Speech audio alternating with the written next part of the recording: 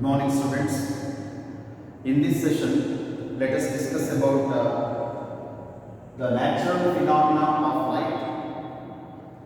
You know that in our syllabus, according to our syllabus, there are two natural phenomena of light. First one is rainbow, and the second one is scattering of light. So, after this session, let us discuss about scattering of light. First, let us discuss about what is the rainbow. See, all the peoples can observe this natural phenomena because during rainy season we can commonly observe this rainbow formation. So, rainbow formation is a natural phenomena occur in the atmosphere because during the rainy season, the raindrop will exhibit dispersion, refraction, and reflection. So, because of these three combined phenomena of light, the rainbow will be formed. The formation of rainbow is due to the combined effect of a phenomena of light. First one is dispersion, second one is refraction, third one is reflection. So, because of these three phenomena of light, there is a formation of rainbow. It means the definition of rainbow: rainbow is a natural phenomena of light which is occurred in the atmosphere due to the combined effect of dispersion, refraction, and reflection of light. So, this phenomena is called rainbow. So, obviously, every people can observe this natural phenomena. So, to observe this natural phenomena, there should be some condition. So, to obtain the rainbow, this is what the situation had to be created in the atmosphere. See, this is what the sun position, and this is the region where the rain cloud and the rain will be falling. So, here the rain will be falling in this direction. Let us assume that. So, this is west region and this is the east region. So, between these two, sun and the cloud, if the observer is present, at that time only the rainbow will be formed. So, in this situation only the rainbow will be formed. Otherwise, we won't get the rainbow formation. We cannot observe the rainbow here. The condition should be the sun is in the west horizon. Horizon is almost west region, and opposite to the sun there is a cloud, and in that cloud there should be a rainy season or rain drops, water drops will be formed. Between them, if the observer is present, then the rainbow is observed in the atmosphere like this. So, observer, behind the observer there should be sunlight, sunshine. In front of the observer, the rainbow will be formed here in the raindrops. So, this is what the situation. So, I will tell once again what is the situation. Behind the observer, there should be sunshine. In front of the observer, there should be cloudy region or water formation or rain drops should be formed. Then only the rainbow will be observed. So, how the physics can explain the rainbow? So, to observe, understand the rainbow formation, let us consider one water drop here. Here, this is the water drop. So, I was taken sphere because a small quantity of water can always occupy spherical shape. You know that this is the rain water drop in the atmosphere in this region. Consider this one rainbow. Water drop in the atmosphere. Now, what happens? Already I told. So, rainbow is because of dispersion, refraction, and reflection. So, these three phenomena can take place inside this water drop in the atmosphere. Then the formation of rainbow will be occur. So, how it will be considered? Suppose in this water drop, if the white light coming from the sun is incident on the water drop. So, since the water drop is exactly spherical in shape, what happens? Light is traveling here, the white light enters. Once the white light enters, this water drops acts like a prism. You know that what is prism? Suppose if I consider a prism here in this principal cross section, when a white light enters, it can split up into 7 colors. So, this is white light, this is the least bending color, and this is the highest bending color. So highest bending is violet and the least bending is red. This is violet and this is red. So in the high school level only, everyone can heard this the dispersion phenomena. Here violet to red means there is what we call them as weak Gaia. V stands for violet, indigo, blue, green, yellow, orange, red. So within in between violet and red, these colors can be observed. Red is the least bending and violet is the largest bending. So this is mainly because of the different colors will occupy different state inside the prism. So that's why this phenomenon is called dispersion. So this dispersion occurs at this point. When a white light enters, it is traveling from rarer to denser. It can split, it can act like a prism. Here the first color here is red and the highest bending is violet. This is violet color and this is red color. Now what happens when the light incident on the other surface of the water drop? Here this is water drop and this is air media. Now the light is passing from water to air means denser media to rarer media. Denser to rarer means it can satisfy denser media to rarer media, and the angle of incident here, the angle of incident I is greater than C. Actually for water the critical angle of water is 48 degree. If this angle is greater than 48 degree, light won't come out here. It will totally reflect back in the same media. So here I will simply call them as reflection of light.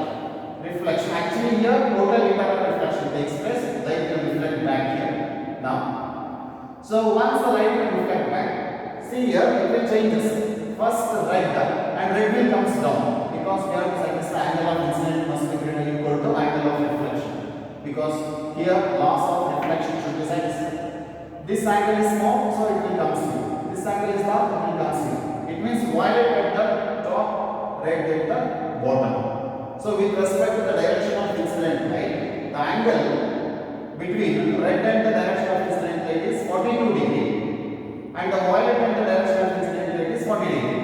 Between 42 and 40 degree, all the 7 colors can be observed, including these two. Right? So here 7 colors are there. So once the light incident on the water drop in the atmosphere, exactly as I said, it will take 3 processes.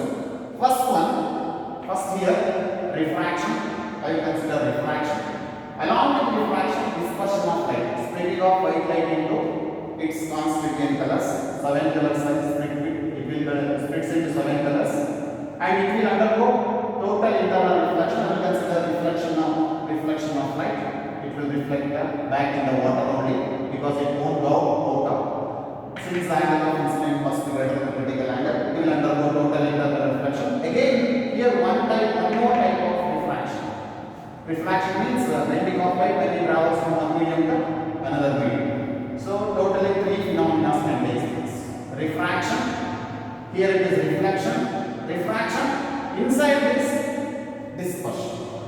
So by combining all these 3, we will get 7 colors in the atmosphere. Right? So this is how the rainbow can be formed. So on the basis of the color obtained here in the atmosphere, there are 2 types of rainbow. So obviously we can observe if the red at the top, violet at the bottom. If the red at the top, violet at the bottom, this is one type of the rainbow column as primary rainbow. If in the rainbow, if the red color appears at the top and the violet color appears at the bottom, such a type of rainbow is called primary rainbow. And in the reverse case, if violet color at the top, if red color at the bottom, violet at the top, red at the bottom, such a type of rainbow is said to be secondary rainbow. Reverse of that is primary rainbow. The main difference between these 2 is color variations from bottom to top and top to bottom. And here it is intensity is more. We can clearly observe this rainbow, but here the intensity is less, is diminished in state.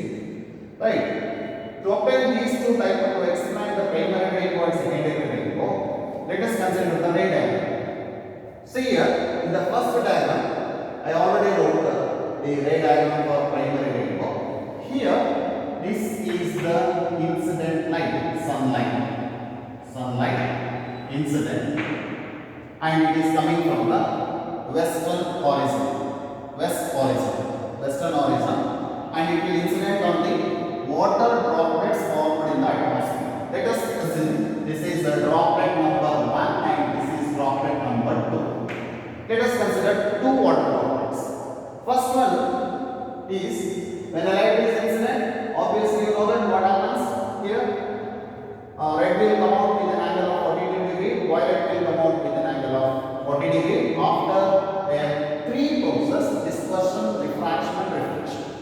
So it will come here. I am not mentioned here different colors. So I was mentioned outside only. See in the first drop, see red is, what is the angle of red here? 42 degree, and the violet is 40 degree. Red is 42 degree and the violet is 40 degree. So violet comes here and red comes here from the water drop 1. See from the water drop 2, violet will reach the red region because it is 40 degree and red will come out. It means red and violet can reach the observer where he is standing, and these violet and red will not be reached to the observer. So the observer can see only red color and violet color, such that red at the top, violet at the bottom. The first raindrop, from the first raindrop, the red will be reached. From the second raindrop, the violet color will then be reached to the observer. So this can be happened in all the raindrops connected here. So such that the observer can see red color at the top, violet color at the bottom. Such a type of rainbow is called primary rainbow. This is what the ray diagram, which can clearly explain how the primary rainbow can be obtained. Here, the intensity is more, the distinguished colors can be observed clearly.